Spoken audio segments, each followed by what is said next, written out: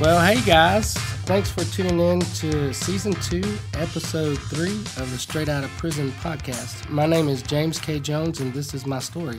And I am Haley Jones, and this is his story that has now become a part of my story. So in the last episode, we went through the process of coming back to Sweet Home, Alabama, facing time in Montgomery County Jail, and then my unlikely encounter with Jesus and getting saved. Yeah, after coming off the highest of high, thinking you were going to get bailed out, and then the lowest of low, finding out, no way, Jose. And then, you got saved, and then you were still looking at some pretty hefty time, 10 years and some other charges in other places, but your mind, your head was in a good place. Yeah, no, I was actually looking at like 3 20-year sentences, but then I ended up getting a 10-year sentence with time served. So with time served, I had already done like almost 4 years. So depending on the Alabama good time, like I had no idea how their good time worked. Depending on that, I could be home, in less than a year in my mind. And then I had something had changed on the inside of me, and it's like my mom and my granny and people were like, you should be a little more concerned and worried, and I was like, I'm not. I'm good. Like, God has a plan for my life, and you'll see. You just don't understand. So it just shows that everything's relative, because I think you said last time, you said you were headed off to prison and you were excited about it because you were coming out of the jail. Yeah. But like, in what world would I ever say, I'm going to prison and I'm excited about it? Well, you're excited. You're excited to be getting out of jail. Like, jail is rough. I mean, especially jail in Alabama.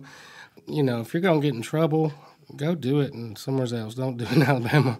Alabama is rough. But it was fall of 1996. I was full of faith and hope and expectancy, and I just felt like, my life has changed. I'm better. And I was headed off to Kilby. Kilby is the name of the prison. Well, no. When I went to prison in Florida, it is a prison, but we talked about the reception center I went to in Florida was Lake Butler. Oh, yes. So Kilby is the Alabama version of Lake Butler. The only difference is in Florida they had 3 reception centers, north, central, and south, and in Alabama they only have 1. So basically the state of Florida incarcerates a whole lot more people, but they take their stuff a little bit more serious too. So it was the same as that. I didn't have the kind of fear that I had going the first time because I felt like I'd already been through that. And also I had heard, Kilby's not that big a deal as long as you're doing what you need to do. So was that true when you got there? I think the first thing that struck me about Kilby was it was like some kind of a weird like time warp. Like, this was 1996, and it was almost like it took me back to when I was a little kid in the 70s when we would travel from Atlanta to Phoenix City, Alabama. It was before they didn't have the interstate system built there yet. Like, you couldn't travel from Atlanta to Phoenix City on an interstate, so you had to go through all these back roads. You would just be so aggravated with the long trip, especially as a little kid. And you'd finally get there, and it would be like, we're here, and all you would see is like red dirt and steel and cotton mills, and because that was basically what it was. And there was something about that when we put up at Kilby that reminded me of going to Phoenix City as a little kid. Like, we're not in like the present time anymore. We're going back, at least 50 years.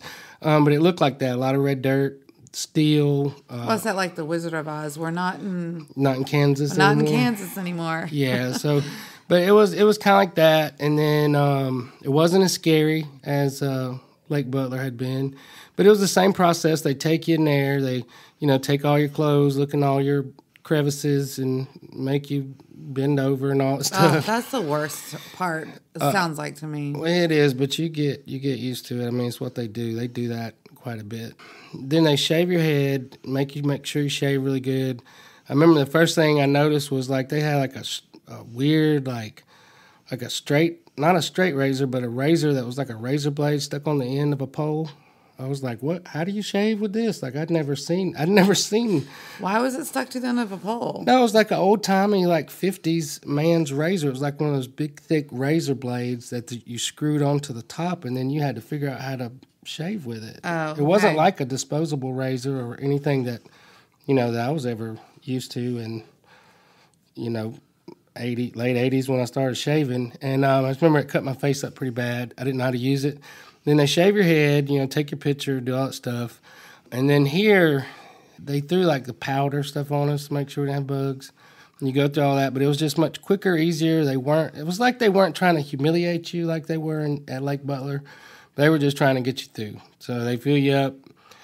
One of the major differences, I guess, that I noted was in Florida, we wore blue uniforms, and in Alabama, everything was white. And there's something about the white that felt a little more, I don't know if it was clean or... You probably thought it felt more clean. Well, no, the material, it felt like it was like softer, like cotton. The ones in Florida, they were like rough fabric. But anyways, they processed us in. We got in. They put you in an orientation dorm, same as they did in Florida. Again, I was just... Everywhere I went at Kilby those first couple of days, I felt like I was like in a movie, but it was a movie that was from like when Ronald Reagan was acting. Like it was not anything, there was nothing modern. Everything was like old and decrepit and just like, I don't know, it was just like a time warp. Yeah. Does that make sense? Yeah. So we got through that part. They do the same thing at Kilby they did at Lake Butler. They give you tests and they physical, mental, all the things, and then they classify you. So what does a mental test look like? Like you get, I mean, they're all kind of like bogus, but they do like just to test your aptitude, make sure you can spell, read and write. Then there's like some psychological stuff you have to go through to make sure, like, I guess to make sure you're not crazy, because they have a place for crazy people. And then they ask you just a battery of questions, and they put you through just a process to classify. Classification means that you're here, you're going to prison, we've got to classify you so we know where to send you. Okay. So, there's 15, 20 camps in Alabama. There's like 60, 70 in Florida, so they have to figure out how to go about that. In Florida, I was classified as a youthful offender, so that kind of narrowed it for me. In Alabama, I was not classified as that. They had me classified as a violent criminal. Oh, wow. So I was classified to go to a max camp, and there are 3 max camps in Alabama. One is West Jefferson, which is Donaldson Correctional Facility. One is St. Clair, which is right above Birmingham. And then there's one down south is Atmore, and that's where they actually, people have death sentences, that's where they kill them and stuff. Wow. Yeah, so I was going to one of those 3 places. So where did you go? Well... Or get sent? Well, they classified me to go to St. Clair, so that was what they told me I was going to St. Clair. So I got through that process. It lasted 2 or 3 days, and they, while you're at Kilby, they keep you there until you go to your permanent camp. Yeah. And then if you're lucky, you get tapped to be a permanent party at Kilby. Basically, you serve your time at Kilby, but you're working like in the laundry, in the kitchen, or in classification or something, helping other guys coming through there. And that was later on, I would pray I could get like permanent party at Kilby, but obviously I did not. But they put us out in, there was like 4 or 5 dorms. There was one, the one that I got assigned to, from the outside, it looked like a Sam's Club or Costco. It was humongous. And on the inside, it looked the same. It looked like we're in the middle of Sam's, but just with bunks instead of rows of merchandise. And I wasn't really scared. I mean, I didn't know anybody. I had been conditioned to how to handle myself in prison, and it just didn't seem like it was going to be that difficult. I remember they gave us jackets, and in Florida, the jackets they gave us were like real jackets. These jackets they gave us were like made out of like pillowcases or something. So they were like, it was just weird. The whole thing was just weird. I settled in, unpacked my stuff, and probably the biggest thing that I got excited about was they had popcorn. And I know that sounds crazy, but like when you go years and years without something, like I hadn't seen popcorn in like 4 years by this time. And they sold like the little microwave bags of popcorn on the store, on the commissary. Uh-huh. And then you could put it in the microwave and you could have popcorn and you could smell it everywhere. Everybody was popping corn, eating popcorn. And I was just so excited for that popcorn. The best popcorn I ever ate. And then I think I was there a day, maybe 2 days. not much longer than 2 days. And they came to me in the middle of the day, and they said, inmate Jones, pack it up. You're going to lockdown. And so Lockdown. Yeah, that's what they don't really. When they tell you to pack your stuff, you just pack your stuff. They don't have to tell you anything.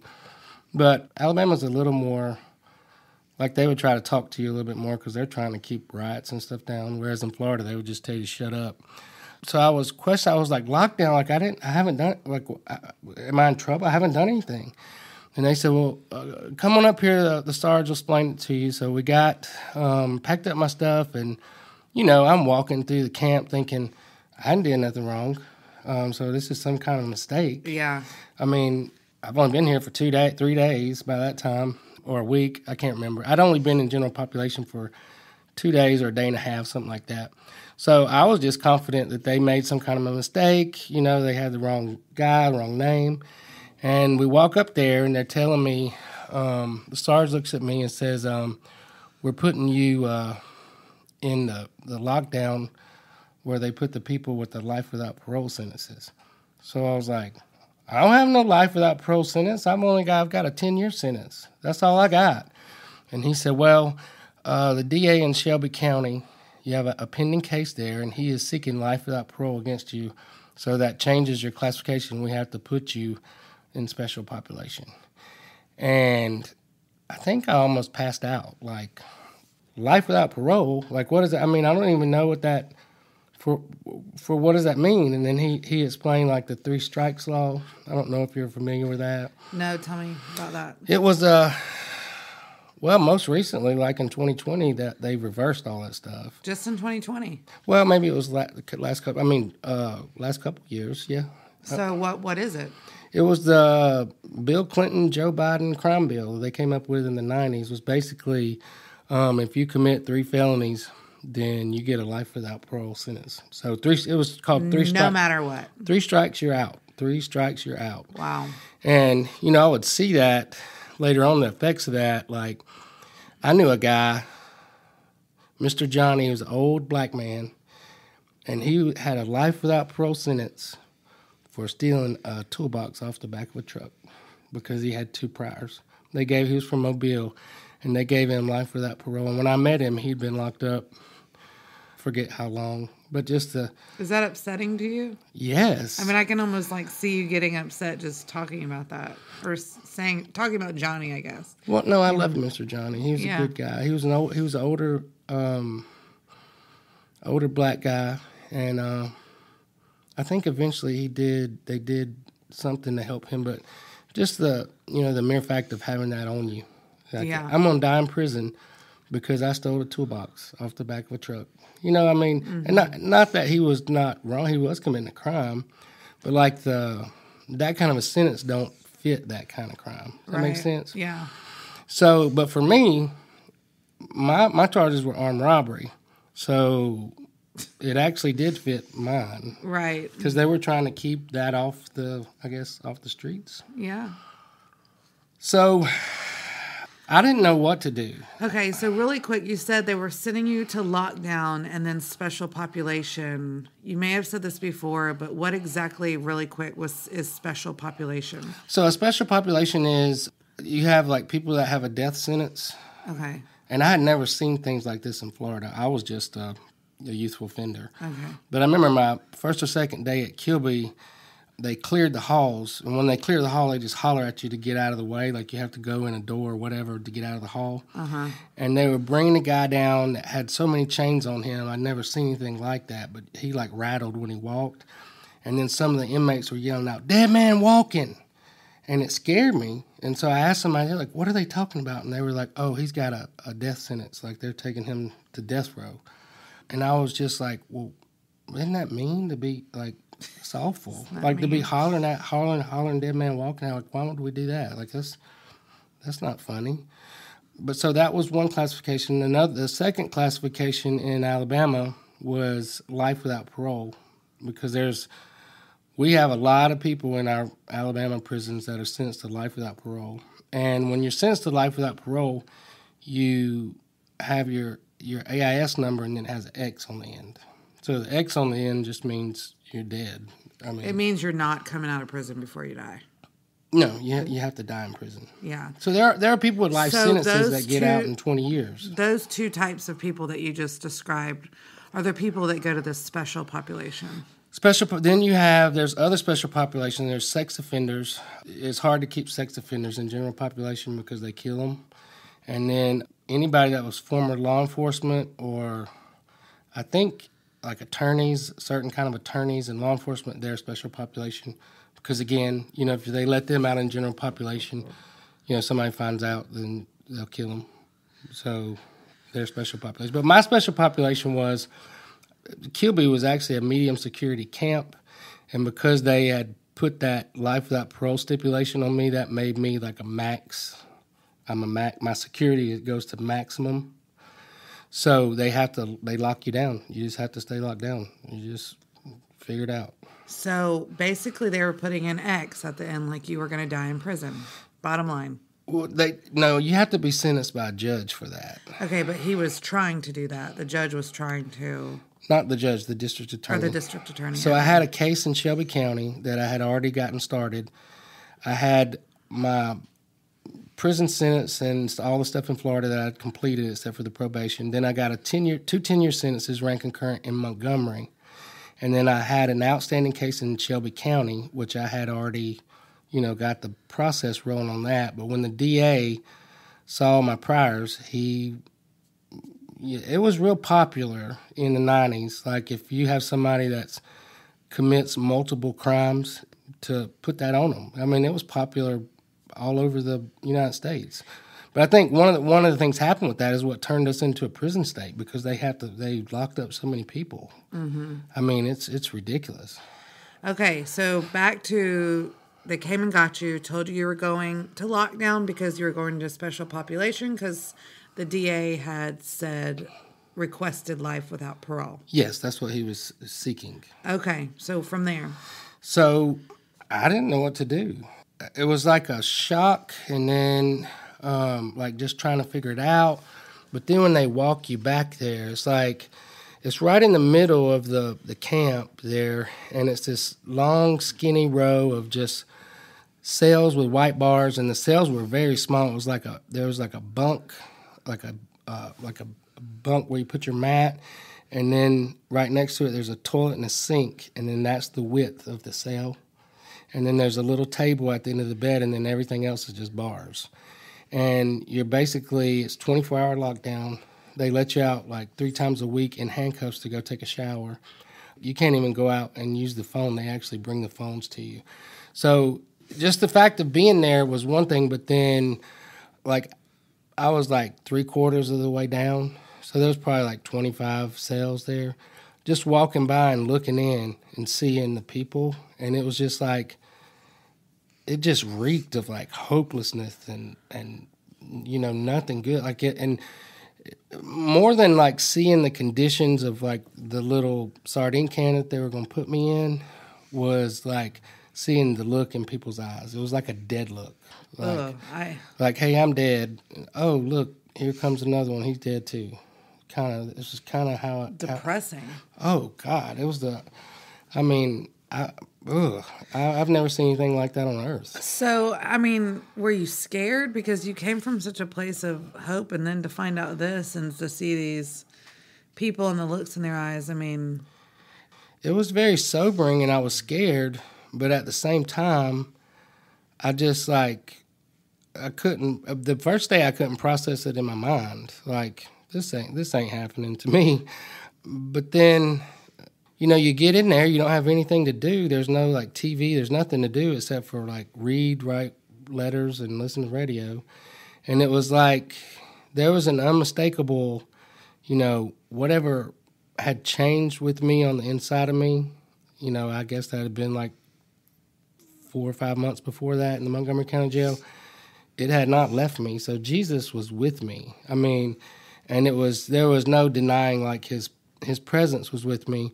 But it was so hard to, like, believe in that, and then have your eyes and your ears and what you see is not that. Does that make sense? Yeah, like nothing around you. So what I saw was like death. Like these people are trying to kill me. And I mean, they weren't trying to like give me a death sentence, but basically if you get an X behind your number, that's a death sentence. Like you ain't going nowhere. There's nothing for you. Just figure it out. I can't imagine. Well, now later on I would meet a lot of guys like that. But at this time I'd never been exposed to anything like that. I think when I was in prison in Florida, I knew I had 20 years. That was the most I'd ever even heard of. Like this was just for me, it was just like a cold, harsh splash back into reality. And then, I called my mom, and like the way her response to it was, she was, of course, freaked out and crying and screaming and doing all the things. But then it was like something she said to me. It's almost like when you're down, like the people that are closest to you can like get at you the worst.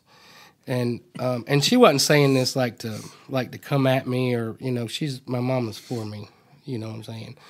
But she just was like confused, and she basically said, seems like when you didn't pray and do all this Jesus stuff, everything was better for you. Like ever since you started all this praying and Jesus stuff, like everything just seems like it's just getting worse. And I was, like, that things that make you go, No, I mean, but it was kind of like, But later on, I would look at that, and here's what I know: I would have never gotten through that without Jesus. Like I know that on this side, like especially some of the things that would come after that, I never would have made it through it without him. But it was rough. I mean, I was in a rough place, and I thought like I'd been in rough places before, but this was a new level. Does that make sense? Yeah. So how long were you in lockdown? Well, I would be there until I got my sentence, and then they sent me to my camp. So once they put that on you, you're in there for the long haul. And that could be a year, it could be months, it could be whatever. And there was this was like county jail is you're locked up in a pod, but this is, you literally have like a 10-foot by 4-foot space that you're confined. Like I could stand up in the middle of that cell and put my arms out, and I couldn't just touch the wall. I couldn't even touch the walls. It was just it was like a coffin almost. Like they got me, I'm dead. But in my shock, I was in shock, but I decided, whatever that God has started with me, I'm just going to choose to, I ain't got nothing else to do. I don't have nothing else. And there was nothing I could see in front of me that gave me hope, but his presence was there. I had my Bible. His presence was real. And then I felt like, the little, like the still small voice was just like, I just need you to keep trusting me. I just need you to keep believing.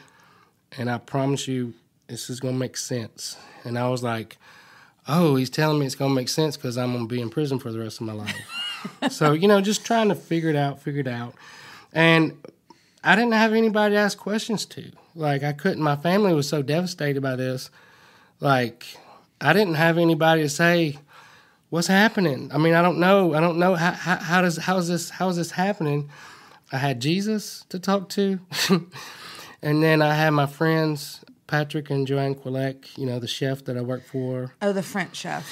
Yeah, so we had stayed in constant contact. They were like my pen pals the whole time I was gone. And then after I came to faith in Jesus, like they became like my biggest. So y'all were writing back and forth? Letters, yeah. Okay. And they would send me books and stuff. Okay. But so I wrote them a letter, and I was actually like, I don't want to like write them letters to worry them, but like I need some answers. Like, how could this happen to me? Like, and now I've given my life to Jesus, and now they're telling me they're gonna lock me up forever. So, like, I was confused, and I needed some answers. Like, I didn't know where to navigate or what to do, and I wrote them a letter, and I think I got the letter back from them like 2 days later. Like, they wrote me right back. Wow. And she, it was there was a short note from Patrick, and then Joanne wrote me a long letter. And Joanne is Patrick's wife. Yes. Okay. And she was just like talking about her like faith journey. Like they had like 7 or 8 kids, and she had like 5 kids before she ever came into a relationship with Jesus, and it was like she never had any problems. And then the one child that she was pregnant with or gave birth to after, she had an experience with Jesus, some church or something where she went to told her, to believe for supernatural childbirth and do all these formula prayers and all this stuff. And so she was trying to do what they were telling her to do, but she ended up having complications and almost, I don't remember the details, but it was a very rough birth that she gave. And she was so confused by that, like, well, it's always been so easy to have babies, and now, I'm doing all the formulas that they're giving me. But she said she realized through that was that God is sovereign, and, we just have to trust him and not try to take matters into our own hands, was basically what she said.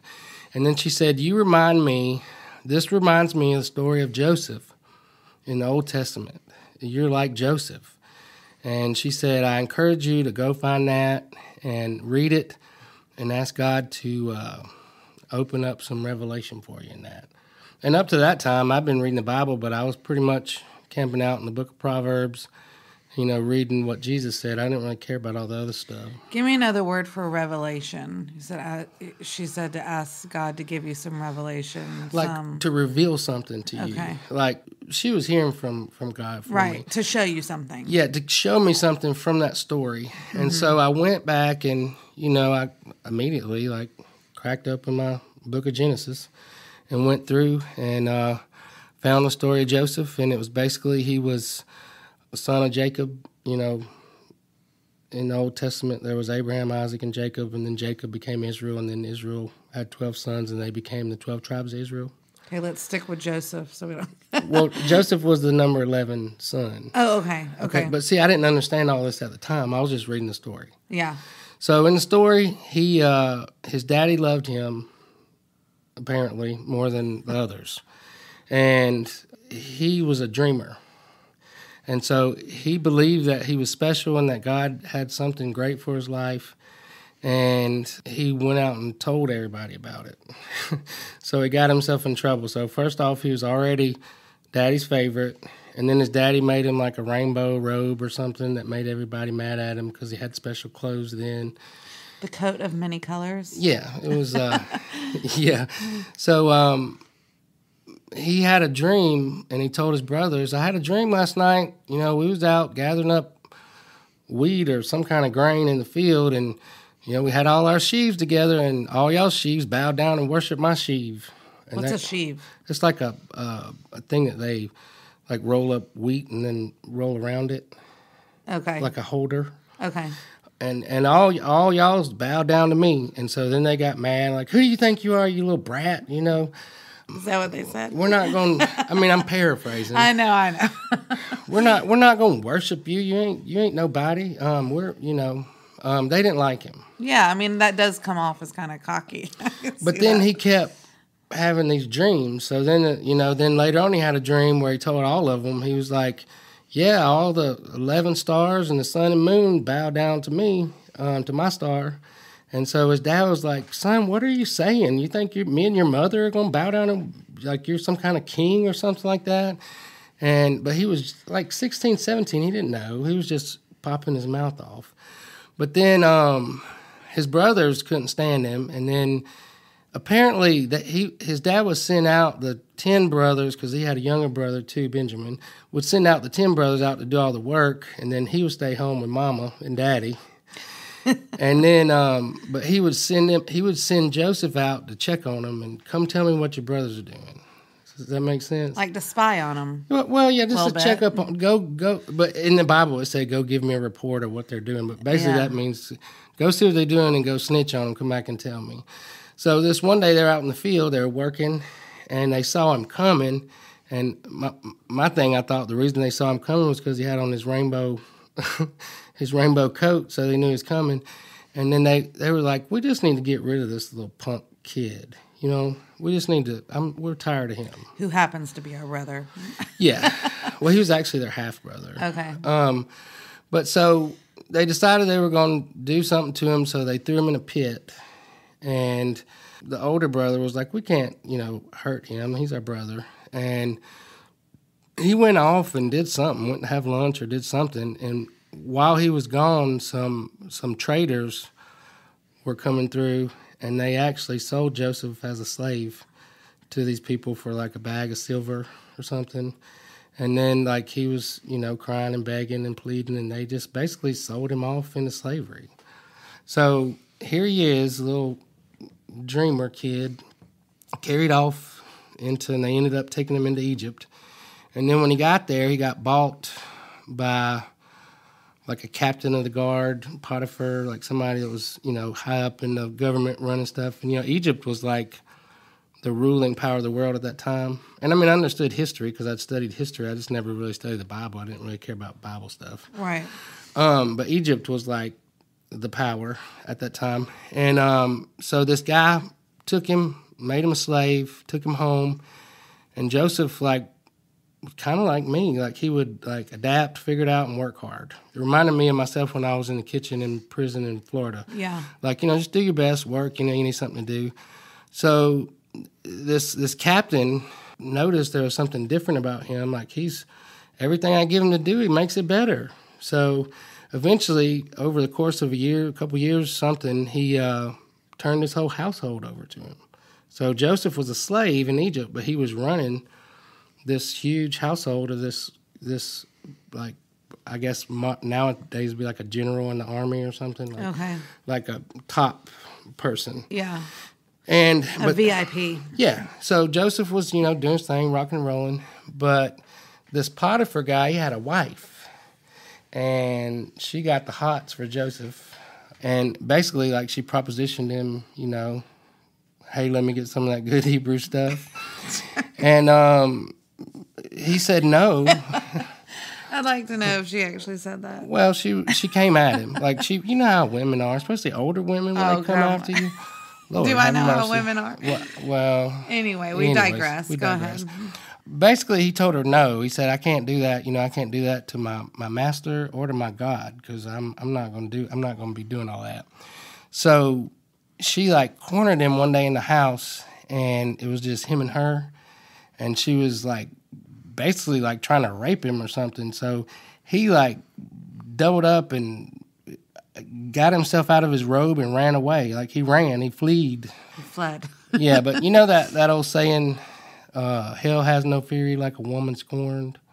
They used to tell me that was in the Bible, but it's not in the Bible. But I'm pretty sure if it was, it had to come from this. So basically, she wanted to have sex with him. She was coming on to him very aggressively. Yeah. He was refused and escaped, and she felt like an idiot. Yes. Or she was the woman scorned. Embarrassed. She was in so humiliated, maybe is a better word. Yeah, so what she did was she started screaming and had everybody come, and she told him that he tried to rape her, which was not true. And when Potiphar found out, he threw Joseph in prison for that.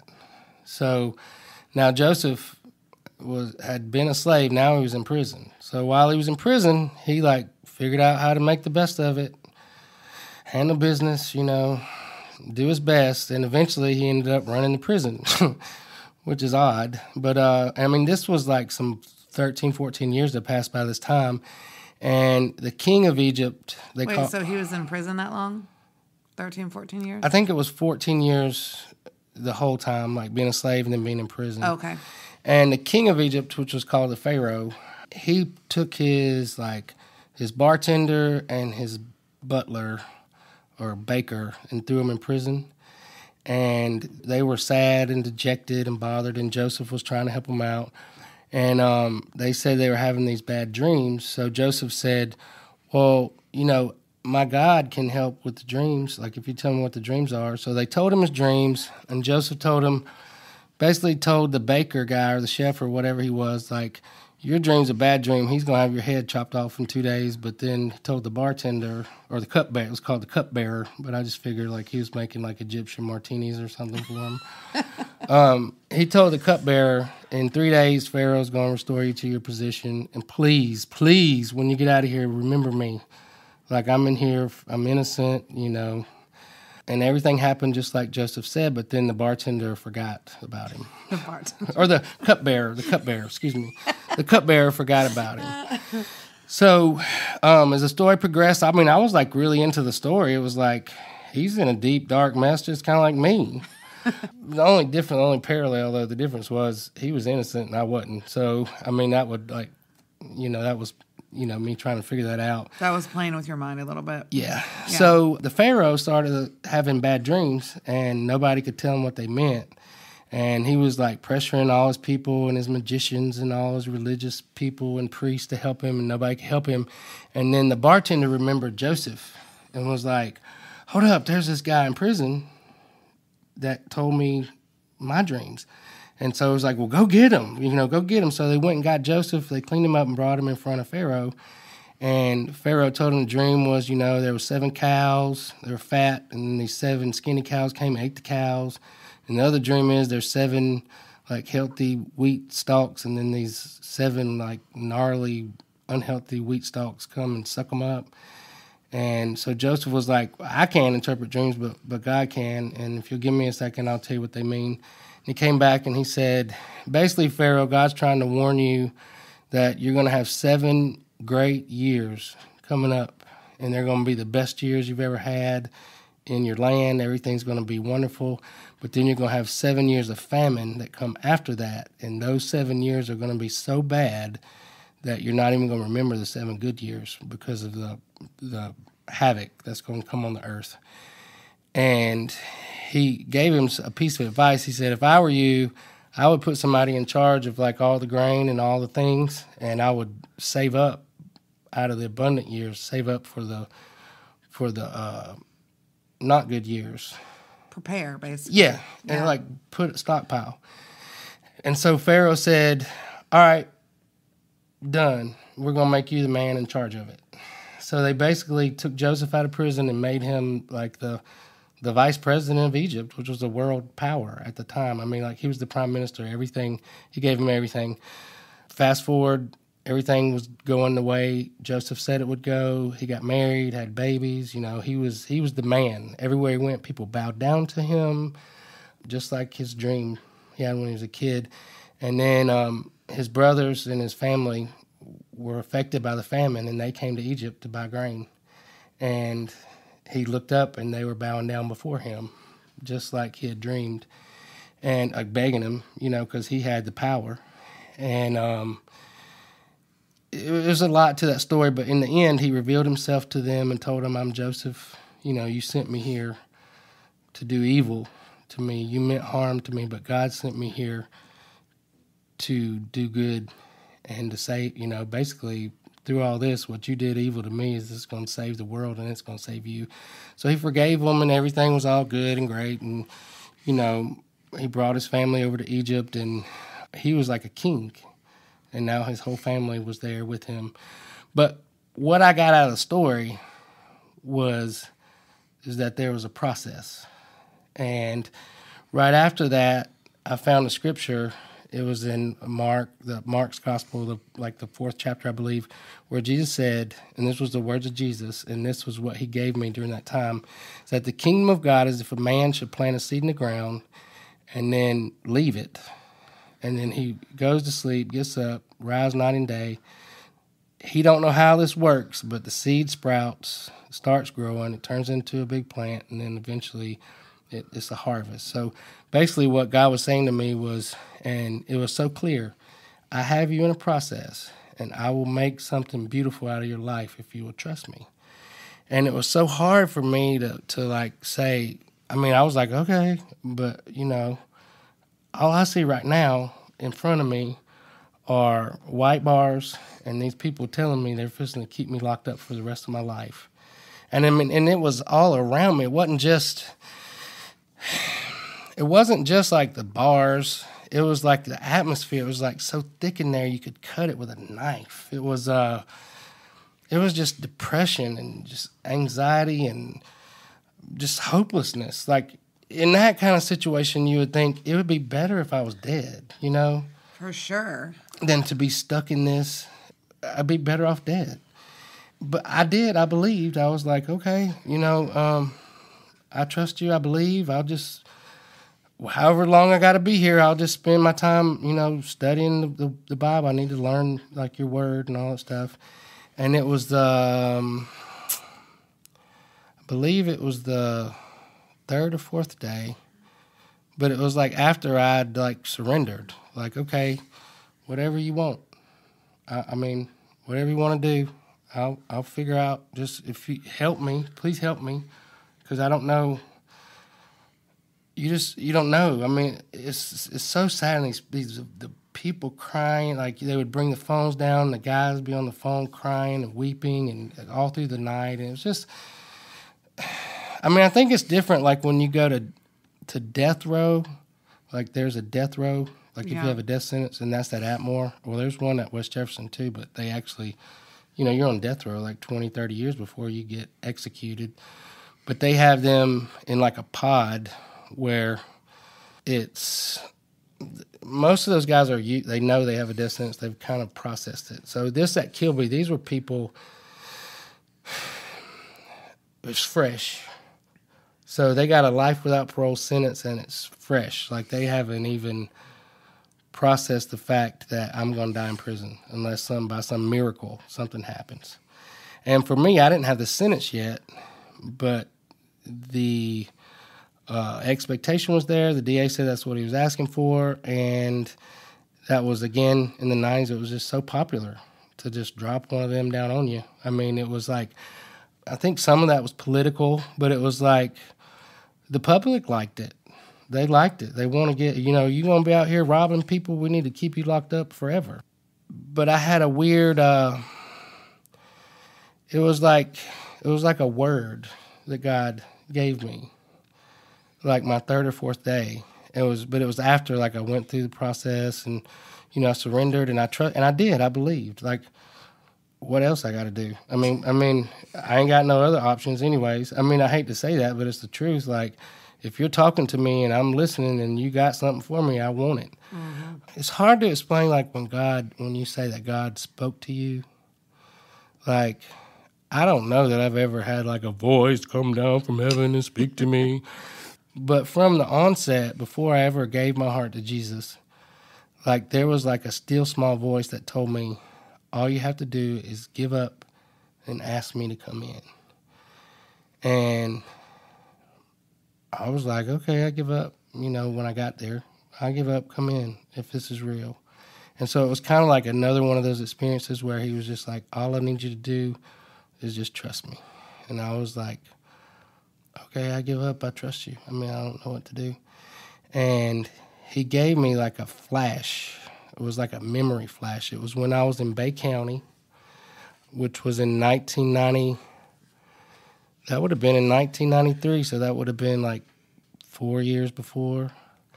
And I was in with my public defender who sucked. Like, she wasn't even a good public defender. She was just trying to, you know, check the box, go to prison, you know, whatever. But I was in a thing with her where they have these things called, it's the way they score you to sentence you. So in Florida, it's ultimately up to the judge, but they like score you out for what your crime calls for, and then if you have priors, it makes your score go up. Does that make sense? Yeah. It's like a credit score. Yeah. But except you don't want your score to be high in this case. This is a prison score. Yeah. Like, you know, you want that score to be low. You want your prison score to stay low. And plus mine were armed robbery, so mine was already high.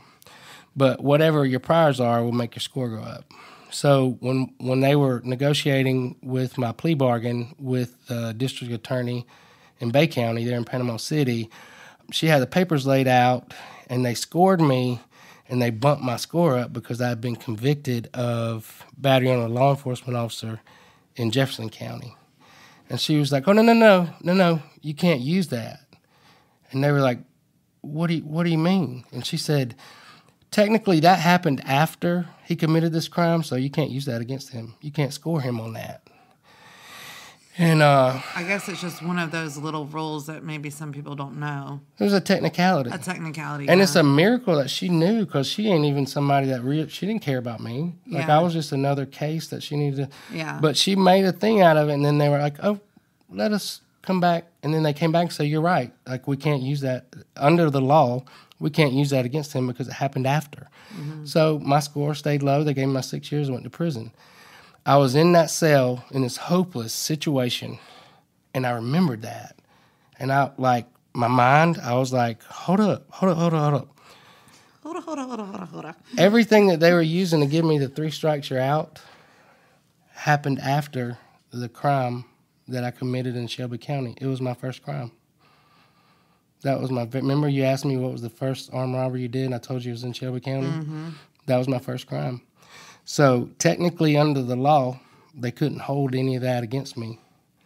And I just was like, ain't no way. Ain't no way. You know, really quick, just so I'm like clear, why couldn't they hold that against you? Because it happened after I committed the crime. So my first crime was in Shelby County. Yeah. In, I think it was November of 1993. The one in Montgomery was in December of 1993. The one I committed in Florida was in January of 1993. Oh, I'm sorry, 92.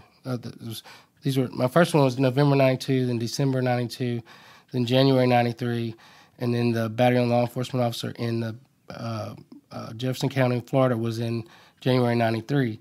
So all these things happened after that, so they couldn't use it against me in the scoring. They couldn't score it against me. Okay. So they couldn't count it against me. So 3 strikes you're out did not apply. But now I'm a little kid sitting in a lockdown at Kilby Correctional Facility facing life in prison without parole, and I have this information. And I'm like, Jesus, like, are you telling me this? Like, I mean, what do you want me to do? And I called for the phone. I called my mom, got in touch with my lawyer, Mr. DeBartoleben. DeBartoleben? I don't know how to say his name. It was DeBardebal. It was a long name. I think it's DeBartoleben. I've seen it. It may be. I went don't know. to high school with a DeBartoleben. In Pensacola? Yeah.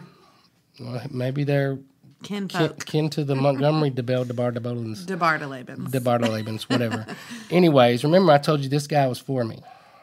Remember? Mm-hmm. In Montgomery. I think he was a believer. He was like a real lawyer. He was a public defender, but he was like, it was a pro bono case. And I got in touch with him, and I told him that, Yeah. And he was like, let me get back with you. And then he got back to me like in a couple hours. Like, you're right. We can't use that. We can't use that against you. Wow. And so the hopeless situation that I was in, Wait, they let you out of lockdown? Yeah, so I still had a 10-year sentence. Yeah. Like, I still had to do that, but that was a 10-year sentence plus time served. So, I mean, it was only like a 6-year sentence, and then with good time, it could be, I could have been out in a year. Yeah, but going from thinking that you're more than likely going to be life without parole, you're going to die in there, to reversing that. But here's the miracle of that. The lawyers didn't know that. They didn't know that. Jesus told me that. Yeah.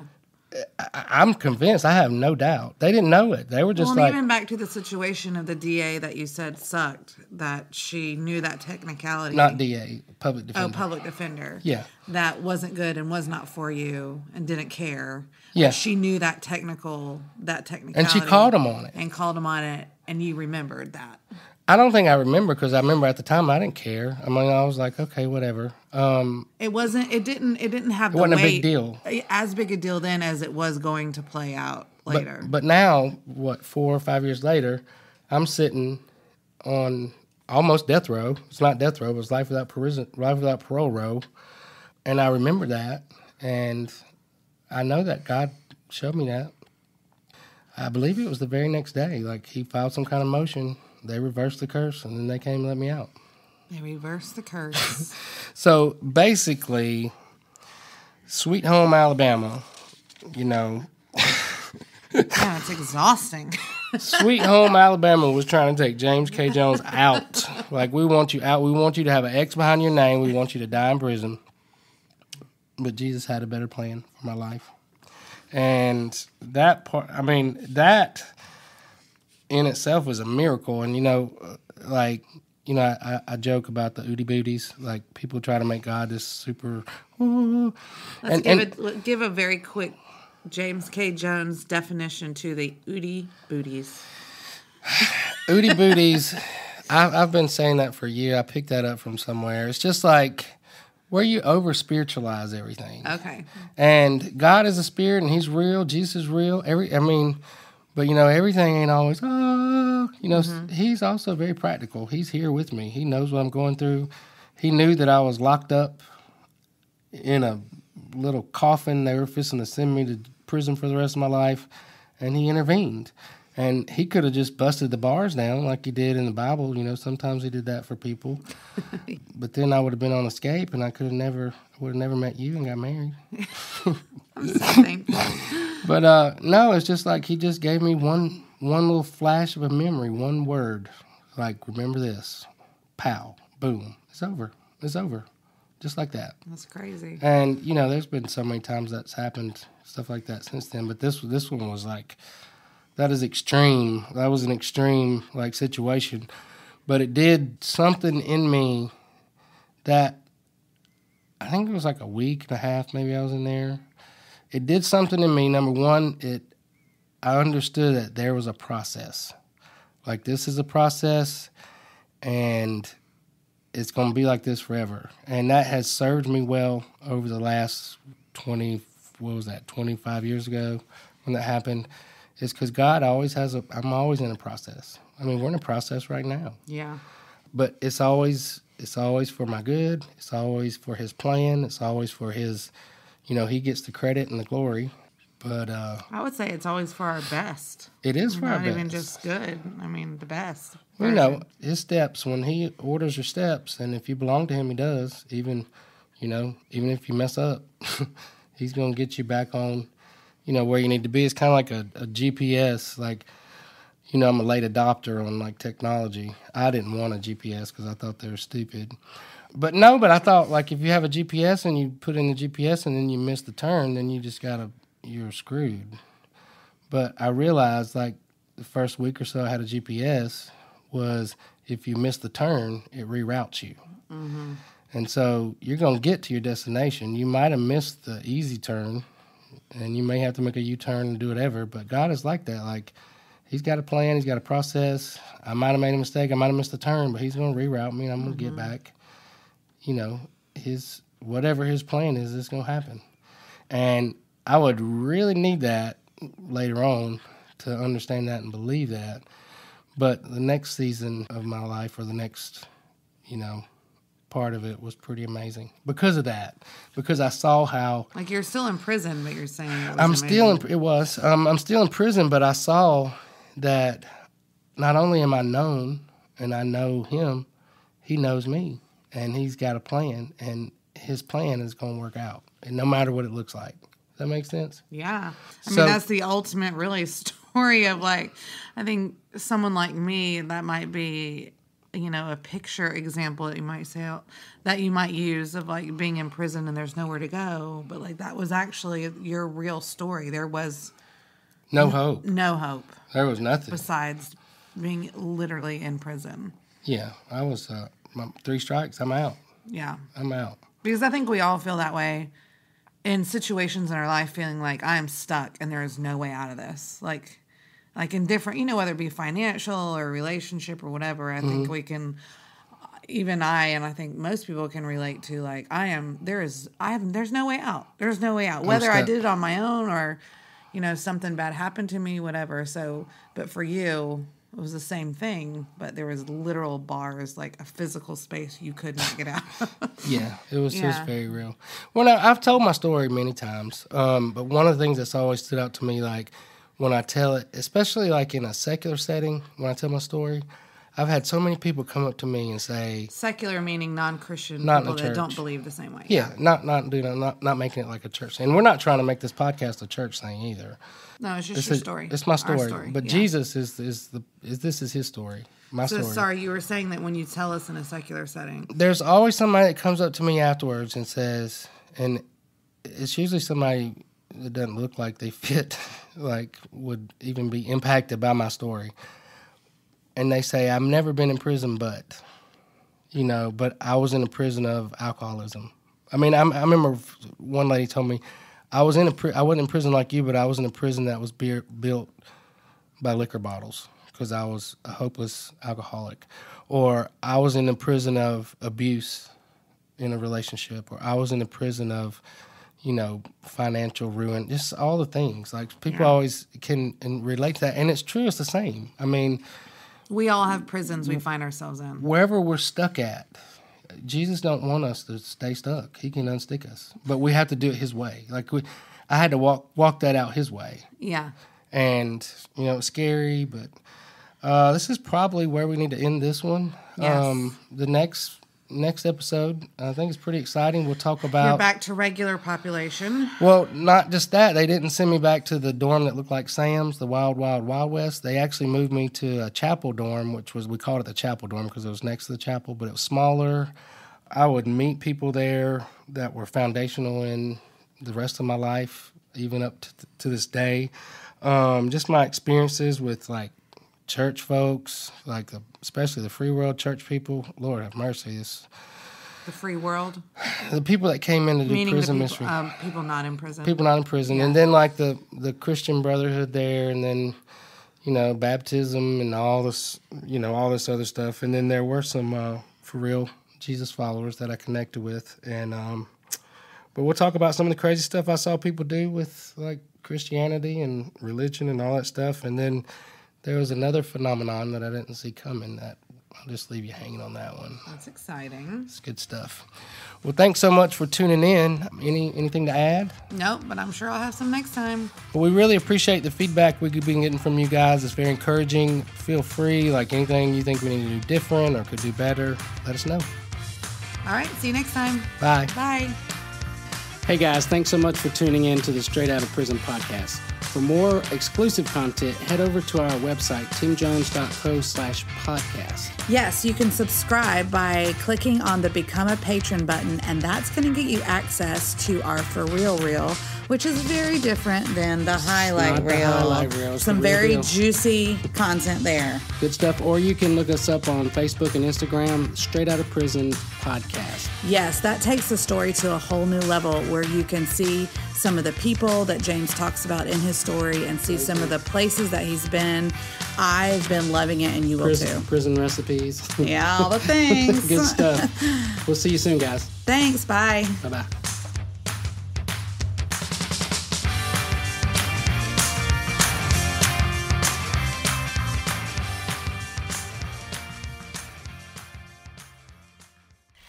I hope you enjoyed this recipe. For more, look me up on Facebook and Instagram, and now TikTok. Look up Chef James K. Jones. And if you're getting anything out of these videos, please hit the like button and subscribe. If you never want to miss a recipe or anything I do, hit the little bell and you'll get notifications. Also, if you'd like to know me better, check out my podcast, the Straight Outta Prison Podcast. All right, so cheese. You got them summertime haircuts. You got some haircuts. Summertime.